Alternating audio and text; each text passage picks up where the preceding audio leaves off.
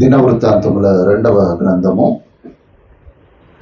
6వ అధ్యాయము 18వ వచనాన్ని చదువుకుందాం.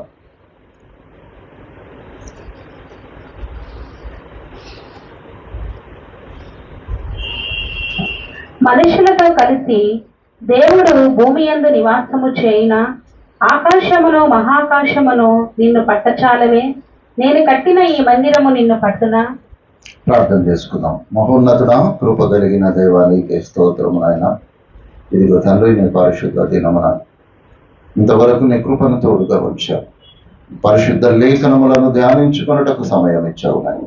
వాటిని అర్థం చేసుకునే జ్ఞానమును కూడా మాకు కలుగచేయమని మా ప్రభు అయిన యేసుక్రీస్తు ద్వారా వేడుకొంచుంటున్నాము తండ్రి, ఆమేన్.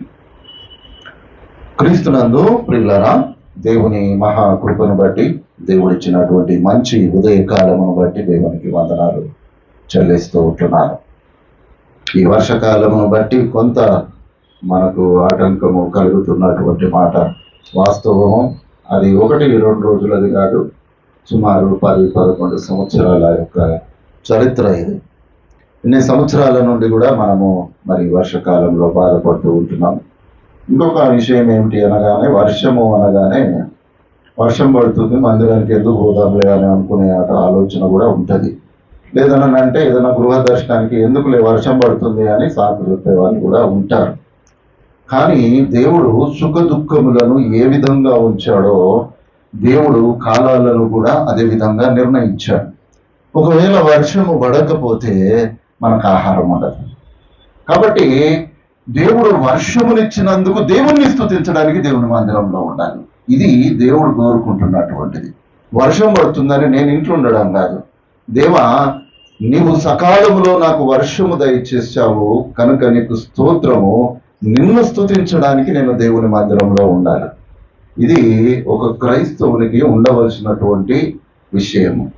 కానీ నాకు గొడుగు లేదు, నాకు స్వెటర్ లేదు, నాకు ఇది లేదు, నాకు అది లేదు, నేను దేవుని మందిరానికి రాలేను అని అంటే అది దేవునికి ఇష్టమైనటువంటి క్రియ కాదు ప్రియులారా. కాబట్టి దీన్ని జ్ఞాపకం చేసుకోవాలని మరి నేను ప్రేమపూర్వకంగా మనవి చేస్తున్నాను. దేవుడు మన సృష్టికర్త. ఆ సృష్టికర్తను ధ్యానించడానికి, స్తుతించడానికి దేవుడిచ్చినటువంటి గొప్ప సమయము పరిశుద్ధ దినము. కాబట్టి జ్ఞాపకము చేసుకుందాము. మరి చదవబడినటువంటి పాఠ్య భాగము సొలొమోను మందిరము కట్టిన తర్వాత దేవునికి ప్రార్థన చేసినటువంటి విషయం అది. అక్కడ మరి ఆకాశ మహాకాశములు నిన్ను పట్టజాలవే, నేను కట్టిన ఈ మందిరము నిన్ను పట్టునా అని అక్కడ ఉన్నటువంటి ప్రజలకు బలి అర్పణ చేసిన తర్వాత సొలొమోను దేవునికి చేసినటువంటి ప్రార్థన. అంతకు ముందు మనము చూసినట్లయితే అక్కడ సమస్తము సిద్ధపరిచిన తర్వాత మాట్లాడుతున్నటువంటి మాట అదే దినవృత్తాంత గ్రంథములో 2వ అధ్యాయము 6వ వచనానికి ఒకసారి క్రిందికి మనం వద్దాం. ఆకాశములను మహాకాశములను ఆయనను పట్టజాలవు, ఆయనకు మందిరమును కట్టించుటకు చాలిన వాడెవడు? ఆయన సన్నిధిని ఆయనకు మందిరమును కట్టించుటకైనను నేనేమాత్రపు వాడను? ధూపము వేయుటకే నేను ఆయనకు మందిరమును కట్టదలిచి ఉన్నాను అని అక్కడ పలుకుతున్నటువంటి మాటను మనము జ్ఞాపకం చేసుకోవాలి ప్రియులారా. ఆకాశ మహాకాశములు పట్టజాలనటువంటి దేవుడు అనేటటువంటి విషయం మనకందరికీ తెలుసు. ఎందుకొరకు అనగా ఆకాశము ఆయన సింహాసనము, భూమి ఆయన పాదపీఠము. నీవు కట్టించేది ఏమిటి అనేటటువంటిది అక్కడ దావీదుకు గాని సొలొమోనుకు గాని తెలుసు. వారు కట్టిస్తున్నటువంటి మందిరము, వారు సమకూర్చినటువంటిది ఏ పాటిది అనేటటువంటి ఆలోచన దావీదులో గాని సొలొమోనులో గాని ఉన్నట్లుగా అక్కడ మనము జ్ఞాపకము చేసుకున్నట్లుగా చూస్తాము. అయితే ఇక్కడ జ్ఞాపకము చేసుకోవలసినటువంటి విషయము ఏమిటి అనగా సమూయేలు 2వ గ్రంథాన్ని ఒక్కసారి మనము అక్కడ జ్ఞాపకము చేసుకుందాము. సమూయేలు 2వ గ్రంథము 7వ అధ్యాయము మొదటి 2 వచనాలను ఒక్కసారి మనము చదువుకుందాం. యెహోవా నలుదిక్కులు అతని శత్రువుల మీద అతనికి విజయం ఇచ్చి అతనికి నెమ్మది కలుగజేసిన తర్వాత రాజు తన నగర యందు కాపురముండి నాతానను ప్రవక్తను పిలువనంపి నేను దేవదారు మ్రానుతో కట్టిన నగరి యందు వాసము చేయుచుండగా దేవుని మందిసము డేరాలో నిలిచి ఉన్నది అని దావీదుకు ఆలోచన కలిగినట్టు ప్రియులారా. నాకు ఇప్పుడు బైబిల్ చదువుతున్నటువంటి మన యవనస్తులు ఒక మాట చెప్పాలి. ఈ డేరాలో ఎంతకాలము దేవుని సన్నిధి ఉన్నది? ఎంతకాలం ఉన్నది? ఎంతకాలం ఉన్నది చెప్పగలుగుతారు ఎవరైనా? డేరాలో ఎంతకాలము దేవుడు వాసము చేశాడు? దేవుని యొక్క మందస్సము మోషేకు దేవుడు దాన్ని కట్టడానికి, ఆ ప్రత్యక్షపు గుడారము కట్టడానికి దేవుడు మోషేకు చెప్పాడు. నానా రకములైనటువంటి కొలతలతో ఏ విధంగా ఉండాలి, పరిశుద్ధ స్థలము, అతి పరిశుద్ధ స్థలము ఏ విధంగా ఉండాలి అని దేవుడు నిర్ణయించాడు. మోషే దాని ప్రకారం నడిపిస్తూ ఉంటున్నాడు. దేవుడు వారిని నడిపించడానికి ఆయన మేఘస్తంభమై వారితో కూడా వాసము చేస్తూ వారిని నడిపిస్తూ ఉంటున్నాడు. ఇక్కడ జ్ఞాపకము చేసుకోవలసినటువంటి విషయం ఏంటి అనగా, ఈ మోషే నుండి దావీదు కాలము వరకు కూడా అనేకులైనటువంటి ఆ యాజకులు ఉన్నారు, న్యాయాధిపతులు ఉన్నారు. రాజు రాజుగా ఉన్నాడు. దాని తర్వాత దావీదు రాజకం చేస్తున్నాడు. అయినప్పటికీ దేవుని మందిరం ఎక్కడుంది? టెంట్ లోనే ఉన్నది. ప్రియమైన దేవుని బిడ్డలారా, ఎంతకాలం అయి ఉండొచ్చు ఒకసారి చెప్పండి మీరు? ఎంతకాలం అయి ఉండొచ్చు? మనం అందాజ వేసుకోకుండా దేవుని వాక్యంలోనే ఏం రాయబడిందో చూద్దాము. అపోస్తలుల కార్యములో 13వ అధ్యాయము 20వ వచనం ఒక్కసారి చూడండి.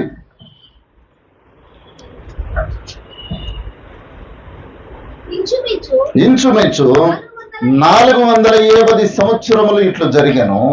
అటు తర్వాత ప్రవక్త అయిన సమూయేలు వరకు ఆయన వారికి న్యాయాధిపతులను దయచేశాను. ఎన్ని సంవత్సరాలట? 450 సంవత్సరాలు దేవుడు టెంట్లోనే ఉన్నాడు. మనం ఎన్ని సంవత్సరాలు ఉన్నాము? ఇంకెన్ని సంవత్సరాలు ఉందాం? మనం కూడా ఒక 450 సంవత్సరాలు ఉందామా?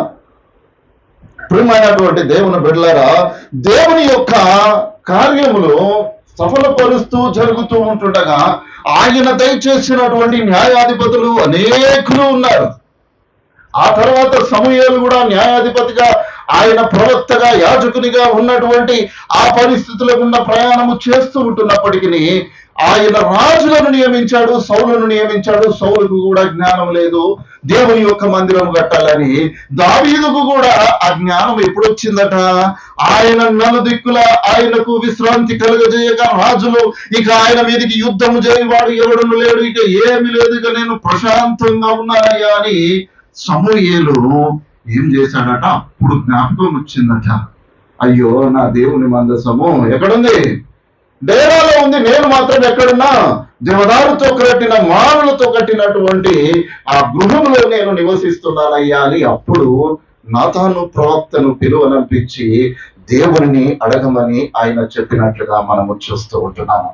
ప్రియమైనటువంటి దేవుని బిడ్డలారా, ఇంచుమించు 450 సంవత్సరాలు, ఇంకా అది ఎక్కువగానే ఉంటది, 480 నుంచి 500 సంవత్సరాలు దేవుని యొక్క మందస్సము ఆ డేరాలోనే నిలిచి ఉన్నది. ఏ ఒక్కరికి కూడా ఆలోచన రాలేదు. ప్రియమైనటువంటి దేవుని బిడ్డలారా, మరి దేవుడు ఆయన ఆకాశ మహాకాశమును పట్టజాలనటువంటి గొప్ప దేవునికి ఒక మందిరము, ఆయన ఒక నివాస స్థలము కట్టిద్దాము అనేటటువంటి ఆలోచన ఆ మోషే సమయము నుండి దావీదు వరకు అనేకులైనటువంటి వారు ఉన్నారు. కానీ ఎవరికి ఆలోచన రాలేదు. ఆ మందిరము కట్టడానికి ఎవరు కూడా ప్రయాసపడినట్లుగా పరిశుద్ధ లేఖనము ఎక్కడ జ్ఞాపకము చేయబడడం లేదు. ప్రియులారా, చూడండి, యెషయా గ్రంథము 66వ అధ్యాయము 1వ వచనాన్ని ఒకసారి చదువుకుందాం. యెహోవా ఇలాగు ఆజ్ఞ ఇచ్చుచున్నాడు, ఆకాశము నా సింహాసనము, భూమి నా పాదపీఠము. మీరు నా నిమిత్తమును కట్టనుద్దేశించు ఇల్లు ఏ పాటిది? నాకు విశ్రమ స్థానముగా మీరు కట్టనుద్దేశించినది ఏ పాటిది? అసలు దేవునికి ఒక మందిరము కట్టించాలి అని అంటే అది ఏ పాటిదై ఉండాలి? ఎటువంటిదై ఉండాలి? దేవుడు ఒక డేరాను ఆయన నియమించినప్పుడే ఆయన అనేకమైనటువంటి ఆ విషయాలను అక్కడ జ్ఞాపకం చేశాడు. పరిశుద్ధ స్థలంలోనికి సంవత్సరానికి ఒకటేసారి ఒక్కసారి మాత్రమే యాజకుడు వెళ్ళాలి. అంతవరకు ఆ పరిశుద్ధ స్థలములకు వెళ్ళడానికి కూడా అవకాశం లేదు. అతి పరిశుద్ధ స్థలము తర్వాత ఇశ్రాయేలీయులు కూర్చుండేటటువంటి స్థలము. ఈ విధంగా ఆ గుడారములోనే దేవుడు ఒక ప్రత్యేకత నియమించి ఉంటుండగా మనము కట్టించేటటువంటి మందిరము ఏ విధంగా ఉండాలి అనేటటువంటి ఒక ఆలోచన మనము కూడా ఈ ఉదయకాలము చేయవలసిన వారముగా మనం ఉంటున్నాము ప్రియులారా. ఆయన నా నిమిత్తము కట్టనుద్దేశించిన ఇల్లు ఏపాటిది, నాకు విశ్రమ స్థానముగా మీరు కట్టనుద్దేశించినటువంటిది ఏపాటిది అని దేవుడు ఈ ఉదయకాలము మనల్ని ప్రశ్నిస్తూ ఉంటున్నాడు. అయితే ఈ ఆలోచన ఇప్పటిది కాదు ప్రియులారా. ఈ ఆలోచన ఆనాటి ఇశ్రాయేలు ప్రజలలో ఎవరికి లేదు.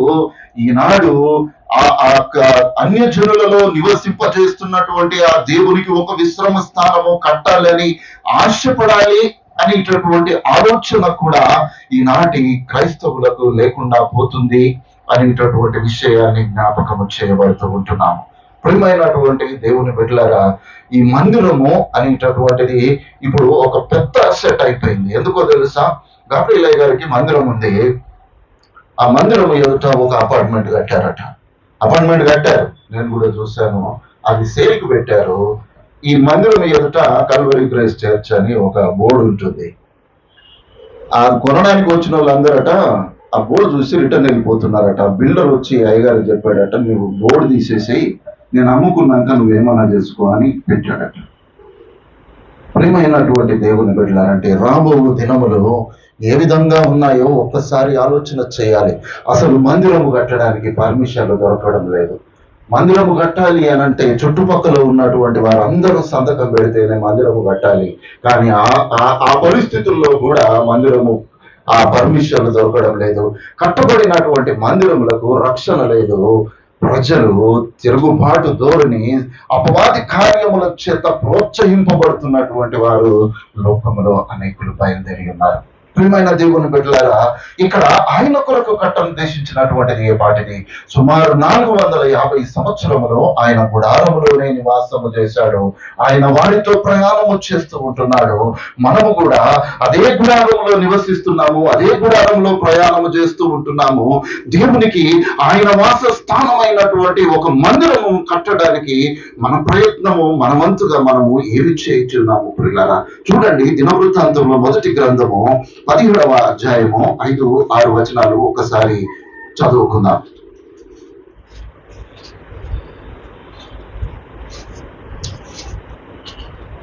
మొదటి దినవృత్త 17:5-6. ఇశ్రాయేలీయులను రప్పించిన నాటి నుండి నేటి వరకు నేను ఒక ఇంటిలో నివాసము చేయక ఒకానొక గుడారములోను డేరాలోను నివాసము చేసి తిని, నేను ఇశ్రాయేలీయులందరి మధ్యను సంచరించిన కాలమంతయు మీరు నా కొరకు దేవదారు మ్రానులతో ఆలయము కట్టకుంటేవేమని నా జనమును నేను ఆజ్ఞాపించిన ఇశ్రాయేలీల న్యాయాధిపతులతో ఎవనితోనైనను నేనొక మాట అయినను పలికి ఉంటినా? దేవుడు మాట్లాడుతూ ఉంటున్నాడు.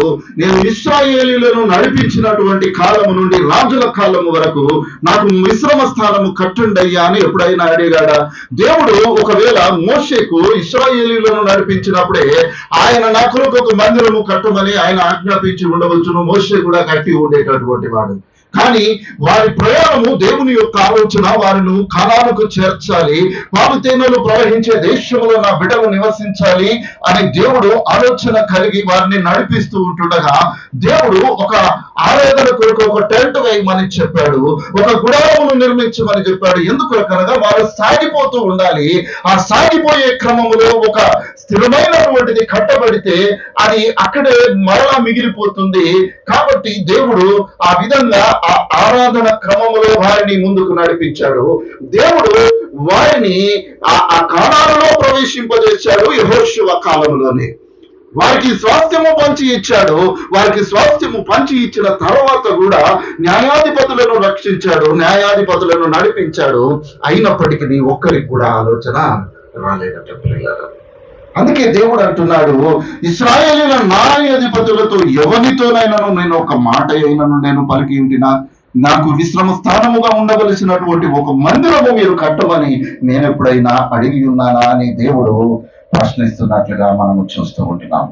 కాబట్టి ప్రియమైనటువంటి దేవుని బిడ్డలారా, మానవుని యొక్క ఆలోచన మన సొంత కార్యముల విషయము అత్యధికముగా ఉంటుంది. దానిలో తప్పేమీ లేదు. కానీ అందరూ తమ సొంత కార్యాలు చూసుకుంటే దేవుని కార్యాలు చూసేవారు ఎవరు? అందరూ సొంత కార్యాల కొరకు ఆశపడితే యేసుక్రీస్తు కార్యములను విచారించేటటువంటి వారెవరు? ఎవరో ఎక్కడి నుండో దూరం నుండి బయట నుండి ఎవడో వచ్చి మనకు సహాయము చేయాలనేటటువంటి ఆలోచన చేయకూడదు ప్రియులారా. మనము మన జీవితములలో నా దేవుని కొరకు నేనేం చేశాను, దేవుడు నాకేం చేశాడు అనే దానికంటే నా దేవుని కొరకు నేనేమైనా చేయగలిగానా అని ఒక్కసారి మనము ఆలోచన చేయవలసినటువంటి వారముగా మనం ఉంటున్నాము. ఇర్మియా కాలంలో చూడండి, ఇర్మియా గ్రంథం 10వ అధ్యాయము 20వ వచనం ఒక్కసారి చూడండి. నా గుడారము చినిగిపోయెను, నా త్రాళ్ళన్నీ తెగిపోయెను, నా పిల్లల యుద్ధ నుండి తొలగిపోయి ఉన్నారు, వారు లేవలేకపోయిరి. ఇక మీదట నా గుడారము వేయుటకును నా తెరలను ఎప్పుటకైనను ఎవడునూ లేడు. కదా, గుడారం వేయటానికి ఇంతకు ముందు పొద్దున ఒక 4-3 సంవత్సరాల కింద వరకు కూడా ఒక 8-10 మంది ఉండేటోళ్ళు. ఈరోజు ఎంతమంది ఉన్నారు? ఎంతమంది ఉన్నారు? 2 యవనస్తులు ఉన్నారు, స్టీఫెన్, జోయల్. దేవుడు అంటున్నాడు, నా గుడారం వేయుటకు తెరలు కట్టుటకైనా విప్పుటకైనా ఎవడునో లేడు. ఆసక్తి తగ్గిపోతూ ఉంటుంది. నా కార్యములు నేను పనికి పోవాలి, నా కార్యములు ఉన్నాయి, నేను వంటలు చేసుకోవాలి, నాకు భోజనము కావాలి అనేటటువంటి ఆ ఆసక్తి లేనటువంటి జీవితాలలో మానవుడు కొనసాగుతూ ఉంటుండగా, మరి మనము ఏ విధంగా మనము ఆలోచన చేయగలము ప్రియులారా? ఆ కాలములోనే దేవుడు అంటున్నాడు, నా గుడారము వేయుటకైనను తెరలు ఎత్తుటకైనను ఎవడునో లేడు అనేటటువంటి విషయాన్ని అక్కడ జ్ఞాపకము చేయబడుతున్నట్లుగా చూస్తాం. చూడండి, అదే ఇర్మియా గ్రంథం 14వ అధ్యాయం 8వ వచనం చూడండి.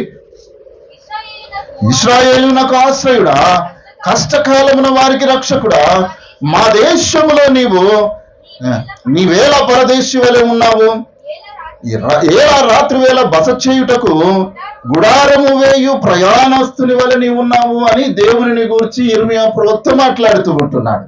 ఎట్లున్నాడట దేవుడు? మా దేశములో పరదేశి వలె దేవుడు ఉన్నాడు. ఇంకా ఎక్కువ అడిగితే నువ్వే వచ్చి టెంట్ అయ్యి మేము వచ్చి పాటలు పాడతాము అనేటట్టు ఉన్నారు.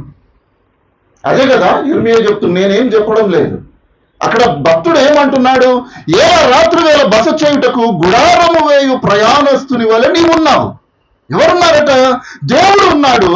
మనమేమంటున్నాము అని అంటే, నీవు గుడారం వేయి, నేను వచ్చి పాటలు పాడతా అని మనం అనేటట్టు ఉన్నాము అని ఒకసారి మనల్ని మనము విమర్శించుకోవాలి. ప్రియమైన దేవుని బిడ్డలారా, మాట వినుటకు కష్టముగా ఉంటుంది. ఎందుకొరకనగా దేవుని వాక్యము 2 అంచుల వాడిగల ఖడ్గం, అది హృదయాలను గాయపరుస్తూ ఉంటుంది. ఎందుకు గాయపరుస్తూ ఉంటుంది అని అంటే, ఆ కార్యమును మనము చేయలేదు కాబట్టి అది మనకు గాయాన్ని కలుగజేస్తూ ఉంటుంది.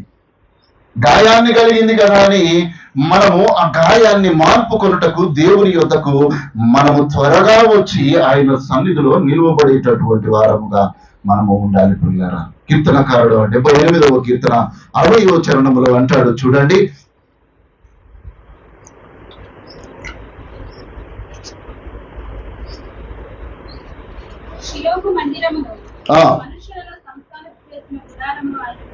ఆయన విడిచిపెట్టాను. ఏమంటున్నాడు? షిలోహు మందిరము, తాను మనుష్యులతో సంస్థాపన చేసిన గుడారమును ఆయన విడిచిపెట్టాడు. ఎందుకో తెలుసా? ఎందుకు విడిచిపెట్టాడయ్యా? షిలోహు గురించి మీకేమైనా తెలుసా? షిలోహు మందిరం గురించి ఏదైనా ఒక్క మాట చెప్పండి ఎవరైనా టక్కున. తెలియదు కదా? తెలియదు కదా? ఎందుకు తెలుస్తుంది మనకు? ఎట్లా తెలుస్తుంది? దేవుని లేఖనము చదివితే తెలుస్తుంది. షిలోహు మందిరములో హన్న ప్రార్థన చేసినటువంటి స్థానము, సమూయేలు అనేటటువంటి ఒక గొప్ప ప్రవక్తను, యాజకుణ్ణి అందించినటువంటి స్థలం, అది దేవుని చేత ఆశీర్వదింపబడినటువంటి స్థలము. సమూయేలు పెద్దవాడయ్యేంత వరకు హన్నా ఆ షిలోహులోనే ఉన్నది. అటువంటి షిలోహు ఆయన ఆ గుడారమును ఏదైతే షిలోహులో వేయబడిందో ఆ గుడారమును ఆయన విడిచిపెట్టాడు. కారణం ఏంటిదో తెలుసా? ఆయనను రాత్రి వేళ బస చేయు ఒక ప్రయాణస్తుని వలనే మనం చూస్తూ ఉంటున్నాము. కాబట్టి ఆ షిలోహు గుడారమును ఆయన విడిచిపెట్టి దాటిపోయినట్లుగా మనము చూస్తూ ఉంటున్నాం. ప్రియమైన దేవుని బిడ్డలారా, మన జీవితాల్లో దేవుడు మనకు తోడుగా ఉండాలి అని మనము ఆశపడినట్లయితే ఆ దేవుని మన గుడారంలో ఉండే విధంగా మనము చూసుకోవాలి. మన గృహము బయట కాదు ప్రియులారా. దేవుడు ఎప్పుడూ గృహము బయట ఉంటాడు, తలుపు తడుతూ ఉంటాడు.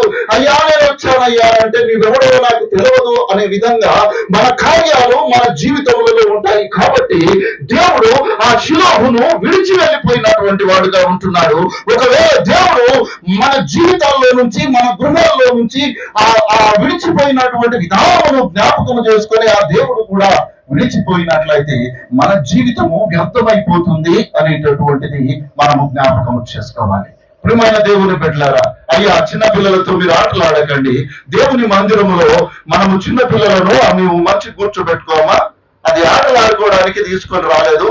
దయచేసి ఇటువంటివి నాకు విరక్తి, నాకు ఇరిటేటెడ్ కలిగించేటటువంటివిగా ఉంటాయి. కాబట్టి మనము చేసేటటువంటి కార్యముల ద్వారా దేవుడు ప్రయాణస్తుని వలె గుడారము వెలుపల ఉన్నాడు అనేటటువంటి విషయాన్ని మనము జ్ఞాపకము చేసుకోవాలి. దేవుడు షిలోహును విడిచిపెట్టి ఆయన వెళ్ళిపోయాడు. మన జీవితాల్లో, మన కుటుంబాల్లో నుంచి, మన గృహములో నుంచి మన దేవుడు ఒకవేళ విడిచి వెళ్ళిపోతే మనము ఏ విధంగా జీవించగలము ప్రియులారా? ఒక్కసారి ఆలోచన చేయాలి అనేటటువంటి విషయాన్ని దేవుడు జ్ఞాపకము చేస్తూ ఉంటున్నాడు.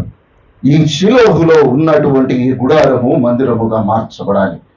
దేవుని యొక్క ఆ ఉన్నతమైనటువంటి ఆ దేవుని యొక్క నివాస స్థానముగా మార్చబడాలి ప్రియులారా. ఒక మందిరమే కాదు, ప్రతి గృహము కూడా దేవుని యొక్క మందిరముగా మార్చబడాలి. ప్రతి ఒక్క వ్యక్తి యొక్క హృదయము దేవుని మందిరముగా మార్చబడాలి.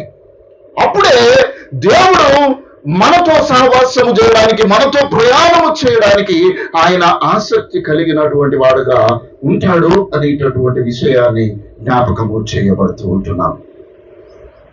ప్రియమైన దేవుని బిడ్డలారా, దావీదు సమస్తము సమకూర్చాడు.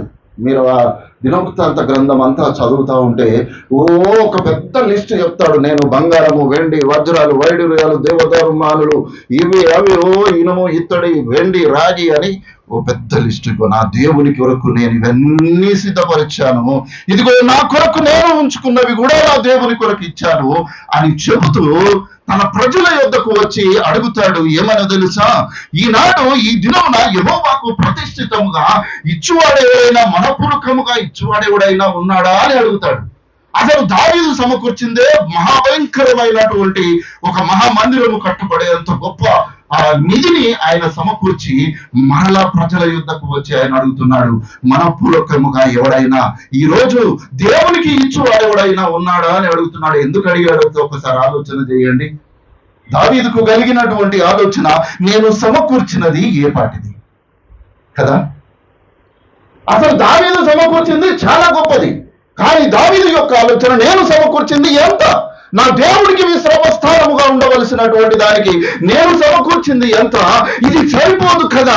అందుకే ఆ దినవృత్తాంతం 1 గ్రంథం 29వ అధ్యాయం 5వ వచనములో అంటాడు, ఈ దినమున యెహోవాకు ప్రతిష్ఠితముగా మనపూర్వకంగా ఇచ్చువాడు ఎవరైనా మీలో ఉన్నారా అని ప్రశ్నించినప్పుడు అక్కడ పట్టజాలమంతా విస్తారమైనటువంటి ధరణిది కూర్చబడినట్లుగా మనము చూస్తాం. ప్రియమైనటువంటి దేవుని బిడ్డలారా, ఆ తర్వాత చూడండి, అదే 1 దినవృత్తాంతంలో 29వ అధ్యాయము 14వ వచనం ఒక్కసారి చూడండి.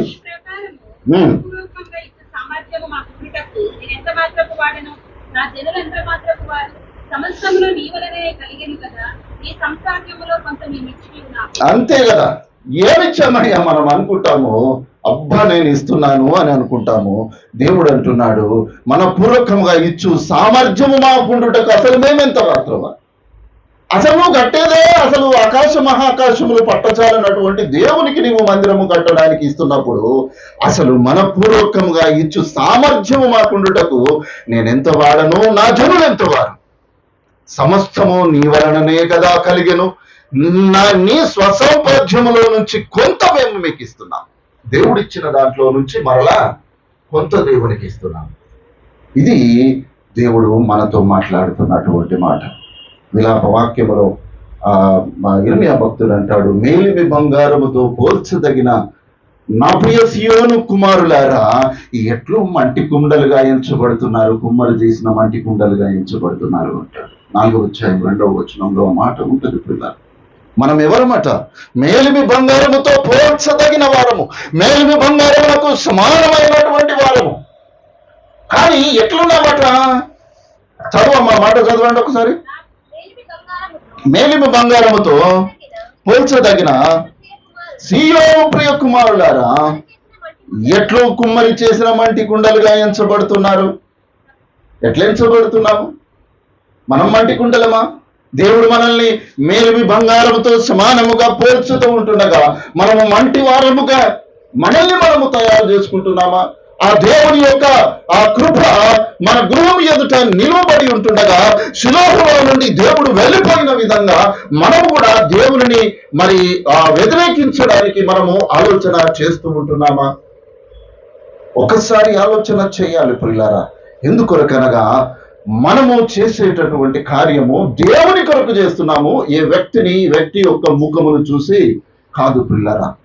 ఒకవేళ నా ముఖమే మీరు చూసి చేసినట్లయితే అది ఈ లోక సంబంధమైనటువంటిదిగానే ఉంటుంది. కానీ మనము చూడవలసినటువంటిది అక్కడ నిలువబడినటువంటి యాజకుని ముఖము కాదు, నీవు చేస్తున్నటువంటి నీ దేవుని యొక్క ముఖమును నీవు చూడి ఆ కార్యమును నీవు చేయాలి. అంతేగాని ఆ 450 సంవత్సరాలు ఎవరికీ రాలన్నటువంటి ఆలోచన దావీదుకు కలగడము మూలాన ఆ మందిరము, యెరూషలేము దేవాలయము కట్టబడినట్లుగా మనము చూస్తూ ఉంటున్నాము. కీర్తనకారుడు చూడండి, ఆ 132వ కీర్తన 3 నుంచి 5 వచనాలు దావీదు మాట్లాడతాడు. చూడండి.